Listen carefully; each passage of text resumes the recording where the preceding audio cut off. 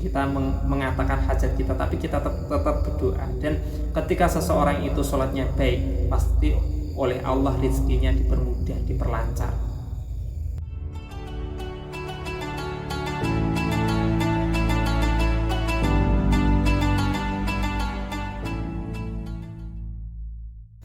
Assalamualaikum warahmatullahi wabarakatuh.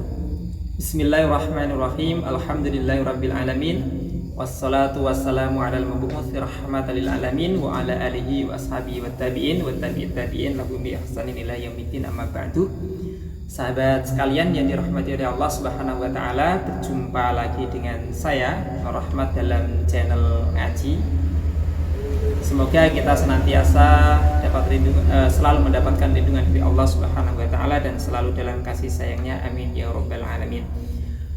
Sahabat sekalian, pada pembahasan video sebelumnya saya jelaskan bahwa sholat itu memiliki makna doa, dan itu benar bahwa sholat itu memiliki makna doa, berdoa. Meskipun dalam istilahnya itu ada aqwalun wa af'alun muftatahatun bitakbir muhtatamatun bitaslim, meskipun definisinya seperti itu, yaitu suatu aktivitas yang diawali dengan takbir ataupun diakhiri dengan salam. Itu adalah definisi daripada sholat. Akan tetapi saya akan menjelaskan tentang pentingnya sholat, kenapa sampai ada hubungannya dengan definisi yang pertama, yaitu doa. Islam itu mewajibkan atau memasukkan sholat itu pada rukun yang kedua, ya, rukun Islam yang kedua setelah bersyahadat adalah sholat. Sholat memiliki makna doa, itu menjadi keuntungan bagi kita seorang muslim. Kenapa? Kalau kita sholatnya bagus, otomatis kita dalam sehari semalam itu tidak lepas dari 5 kali, minimal 5 kali berdoa. Ya, meskipun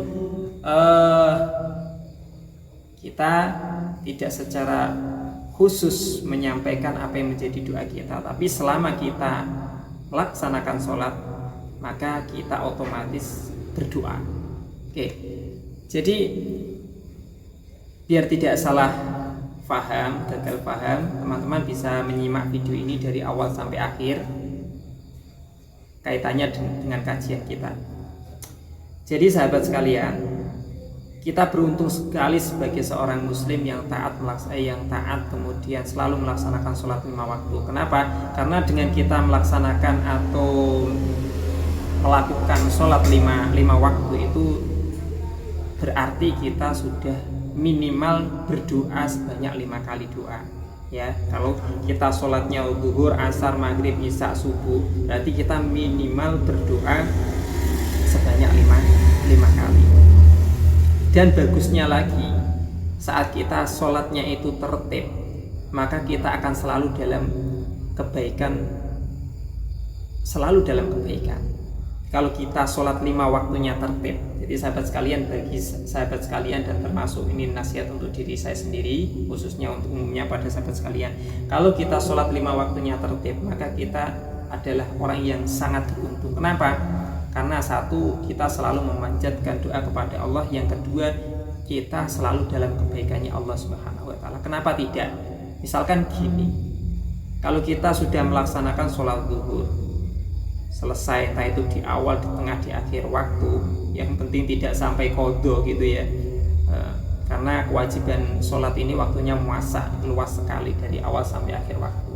Kalau kita selesai melaksanakan sholat zuhur, kemudian pasti dalam hati kita nanti, ya Allah, pertemukanlah saya dengan waktu asar, dan nanti saya di waktu asar juga akan melaksanakan sholat asar. Ya, lalu kemudian setelah selesai melaksanakan sholat asar, kita juga akan punya keinginan, kehendak hati untuk dapat nanti melaksanakan sholat maghrib. Kemudian selanjutnya melaksanakan sholat isya, subuh, dan seterusnya. Waktu itu akan berputar seperti itu. Artinya kita dalam keinginan-keinginan yang baik. Andai kata kalau kita meninggal, fa insya Allah kita meninggal dalam keadaan yang baik. yaitu memiliki keinginan untuk dapat melaksanakan sholat berikutnya. Sehingga ketika kita sholatnya baik, tentu kita tidak lepas dari berdoa.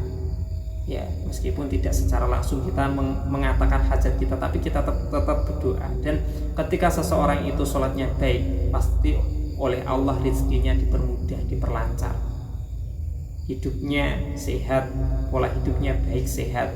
Itu kalau sholatnya baik. Sehingga penting sekali bagi kita, mudah-mudi muslimah untuk selalu konsisten melaksanakan sholat. Sholat ini meskipun hanya bilangannya sedikit, hanya 4 rakaat, 3 rakaat, 2 rakaat, tapi pada hakikatnya sholat ini adalah pekerjaannya sangat berat. Apalagi kalau kita tidak dasari dengan keikhlasan, tentu akan sangat lebih berat sekali. Bapak sekalian, pada intinya sholat itu memiliki makna berdoa, dan kita sebagai muslim yang taat, tentu kita jangan sampai melaksanakan sholat, sehingga kita akan menjadi orang yang beruntung, karena setiap hari, sehari semalam kita tidak terlepas dari dekat dengan Allah Subhanahu wa Ta'ala.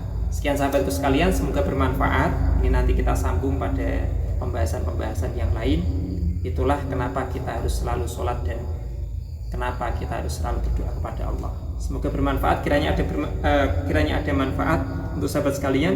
Video ini bisa di subscribe, bisa di komentari, bisa dibagikan kepada sahabat-sahabat yang ada di kanan kiri kita.